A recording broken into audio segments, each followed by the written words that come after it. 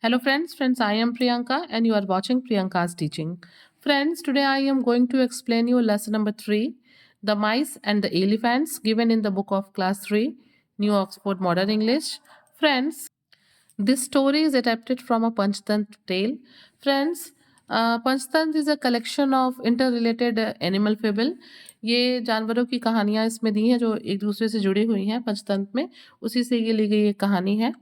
So I am going to explain you the chapter line by line and please be with me and let's start. Once upon a time there was a king who lived in a fine stone palace. एक बार की बात है कि एक राजा रहते थे जो कि एक बहुत अच्छे स्टोन पैलेस में पत्थर के बने हुए महल में रहते थे. After many years the king grew old and died. बहुत साल के बाद जो है जो किंग थे he became old and he died. वो मतलब बूढ़े हो गए एंड ही पास्ड अवे. वो मर गए. Everyone left the palace. Slowly the walls fell down and soon only the floors were left.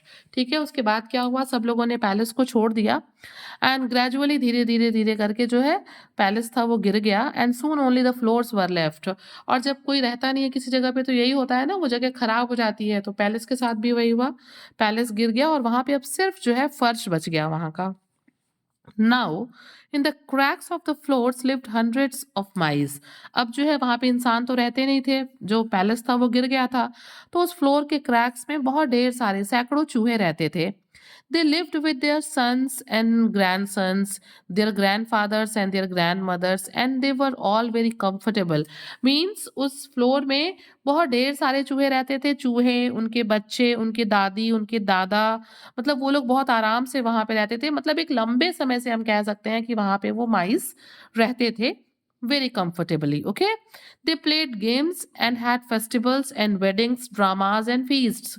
मतलब वहां पे वो खेलते थे, त्योहार मनाते थे, शादियां होती थी, ड्रामाज होते थे और फीस्ट यानी कि वो आपस में दावत भी करते थे. Means very comfortably they all were spending their life there in the cracks of the floor. They were all very happy. वो सब वहां पे बहुत खुश थे उस फ्लोर के क्रैक्स में.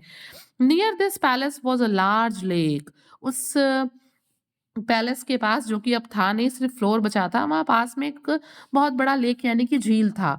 One day in the hot weather the elephant king came to drink water with his herd. और एक दिन की बात है कि बहुत ही गर्मी गर्मी का दिन था, बहुत मौसम गर्म था और एलिफेंट के जो किंग हुआ करते थे वो अपने पूरे हर्ड यानी कि झुंड के साथ आए, ग्रुप ऑफ एलिफेंट्स के साथ वहां पानी पीने के लिए आए. The whole herd walked all over the floors of the palace.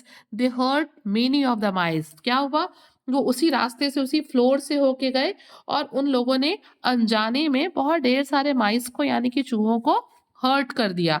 ऊपर से जो है एलिफेंट्स का हर्ड वहां से गुजरा और उन लोगों ने जाने अनजाने में क्या किया, माइस को हर्ट कर दिया. अब आगे देखिए क्या होता है.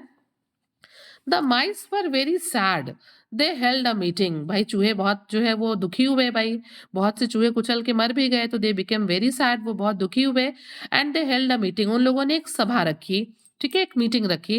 These elephants will squash us all, they cried, what shall we do. और उन लोगों ने मीटिंग में कहा कि ये एलिफेंट्स तो अगर फिर यहाँ से गुजरे तो वो हमें एक स्क्वैश मसल देंगे, कुचल देंगे. और ये कह के चूहे चीखने लगे. व्हाट शैल वी डू, हमें क्या करना चाहिए. Some of the mice went to the elephants. फिर उन लोगों ने डिसाइड किया और कुछ माइस जो है वो एलिफेंट्स के पास गए. दे सेड, उन लोगों ने कहा, oh friends will live under the palace floor. और उन लोगों ने बताया कि हम पैलेस के फ्लोर के नीचे रहते हैं, क्रैक्स में रहते हैं. If you walk over the floors on the way to the lake you will hurt us. और फिर जो माइस हैं वो एक्सप्लेन करते हैं एलिफेंट्स को कि आप अगर वो उस रास्ते से होते हुए, फ्लोर से होते हुए लेक की तरफ गए तो आप हम लोगों को हर्ट करेंगे, हम लोगों में से बहुत मारे जाएंगे. Please go along another path. और वो रिक्वेस्ट करते हैं कि कृपया आप लोग दूसरे रास्ते से होके लेक की तरफ जाइए.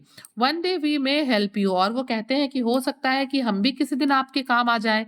मीन्स आज आप हमारी मदद करिए, हो सकता है कभी हम भी आपके काम आ जाए. The elephant king and his herd listen to the mice. जो हाथियों का राजा था और उसके जो बाकी भी फ्रेंड्स थे, जो बाकी झुंड थे, उन सब लोगों ने इन चूहों की बात को बहुत ध्यान से सुनी। At last they agreed to the use another path, और लास्ट में जो वो बड़े समझदार थे, वो मान गए कि ठीक है, अब वो लेक पे जाने के लिए दूसरे रास्ते से होके जाएँगे। Now one day the elephant king and his herd were trapped in the forest by some hunters. और एक बार की बात है कि एक दिन ये जो एलिफेंट किंग था और उसके जो पूरे साथी थे, जो पूरी हर्ड थी, वो किसी हंटर के जाल में वो फँस गए जंगल में। They were tipped up with tied up with ropes. Hunter ने उनको सबको रस्सियों से बांध दिया। Luckily one of the elephants was not trapped.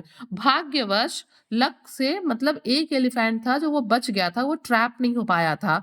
He ran through the forest and called the mice. वो भाग के जंगल में गया और उसने सारी बातें माइस को बताई और वो उनके साथ फिर वापस एलिफेंट्स के पास गया।